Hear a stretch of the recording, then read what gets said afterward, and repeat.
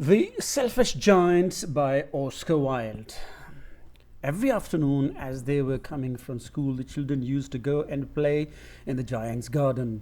It was a large, lovely garden with soft green grass. Here and there, over the grass stood beautiful flowers like stars, and there were 12 peach trees that in the springtime broke out into delicate blossoms of pink and pearl, and autumn bore rich fruit.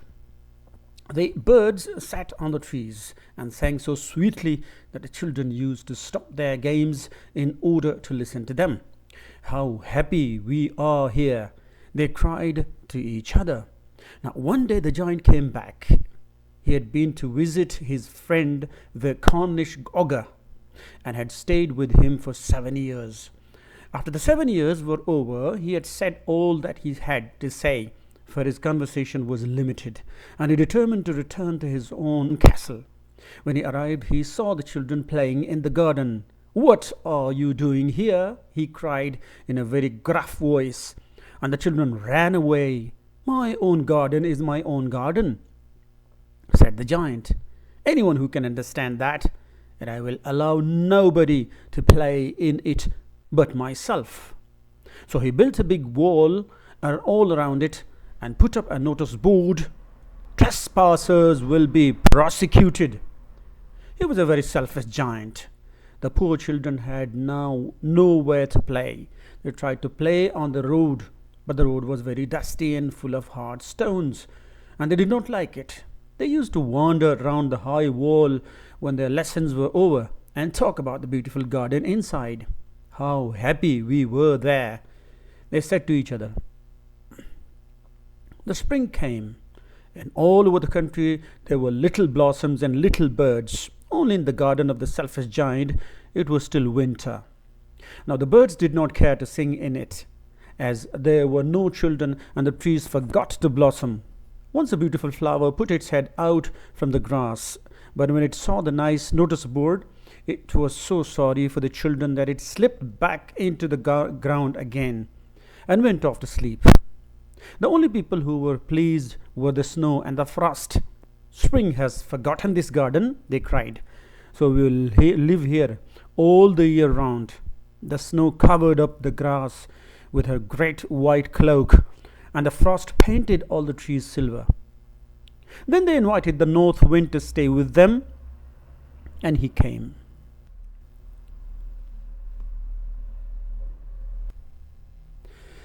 He was wrapped in furs, and he roared all day about the garden and blew the chimney's pots down. "This is a delightful spot," he said. "We must ask the hail on a visit." So the hail came every day for 3 hours. He rattled on the roofs of the castle till he broke most of the slates, and then he ran around and round the garden as fast as he could. He was dressed in grey, and his breath was like ice.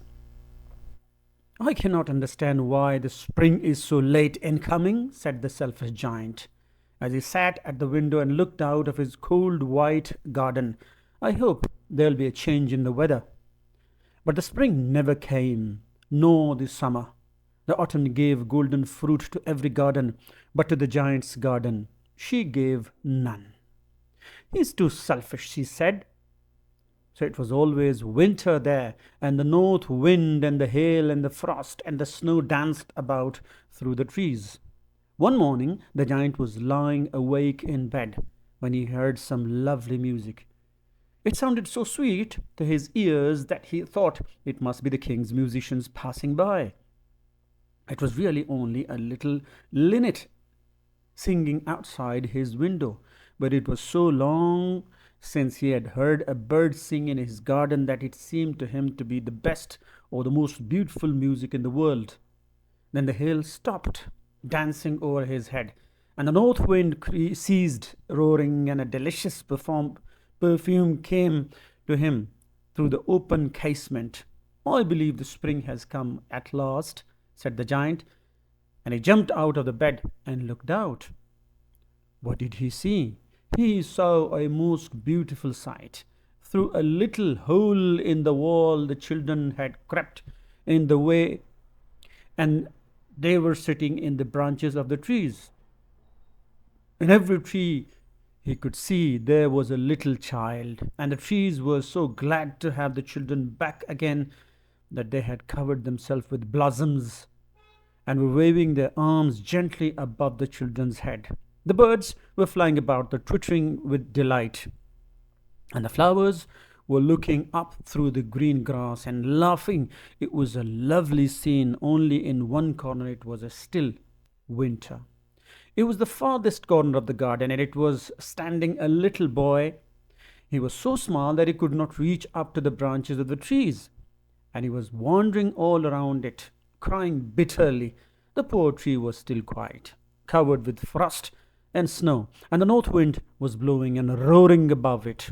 Climb up, little boy, said the tree, and it bent its branches down as low as it could. But the boy was too tiny, and the giant's heart melted as he looked out. How selfish I have been, he said. Now I know why the spring would not come here. I'll pull that poor little boy on top of the tree, and then I'll knock down the wall, and my garden shall be the children's playground for ever and ever. He was really very sorry for what he had done. So he crept downstairs and opened the front door quite softly and went out into the garden. But when the children saw him, they were so frightened that they all ran away, and the garden became winter again. Only the little boy did not run, for his eyes were so full of tears that he could not see the giant coming. And the giant stole up behind him and took him gently in his hand and put him up into the tree, and the tree broke at once into blossom, and the birds came and sang on it, and the little boy stretched out his two arms and flung them around the giant's neck and kissed him. And the other children, when they saw that the giant was not wicked any longer, came running back, and with them came the spring.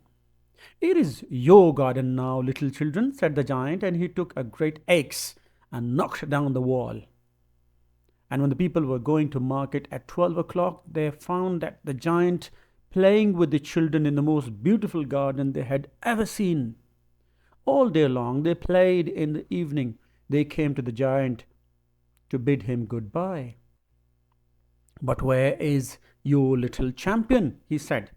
The boy I put into the tree. The giant loved him the best because he had kissed him. We don't know, answered the children. He has gone away. You must tell him to be sure and come here tomorrow, said the giant. But the children said that they did not know where he lived and had never seen him before, and the giant felt very sad. Every afternoon when school was over, the children came and played with the giant, but the little boy whom the giant loved was never seen again.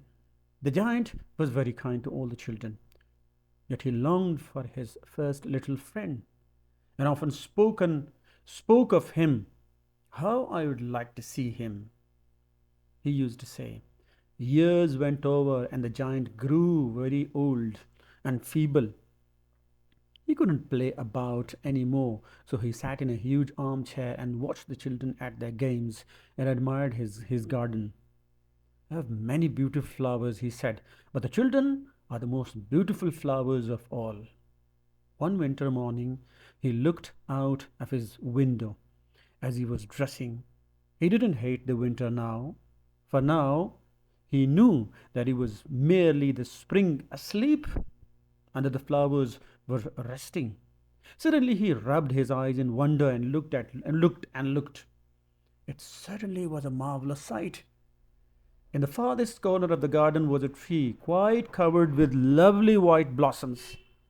Its branches were all golden, and silver fruit hung down from them, and underneath it stood the little boy he had loved.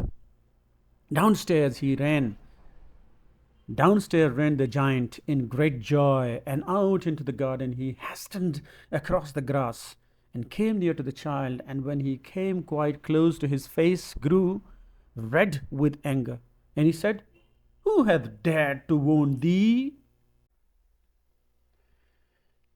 For on the palms of the child's hand were the prints of 2 nails, and the prints of 2 nails were on the little feet. Who hath dared to wound thee? Cried the giant. Tell me, that I may take my big sword and slay him. Nay, answered the child, but these are the wounds of love.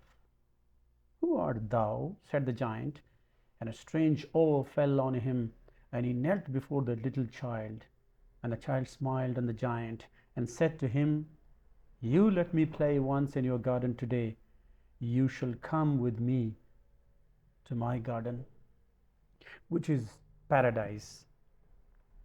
And when the children ran in that afternoon, they found the giant lying dead under the tree, all covered with white blossoms.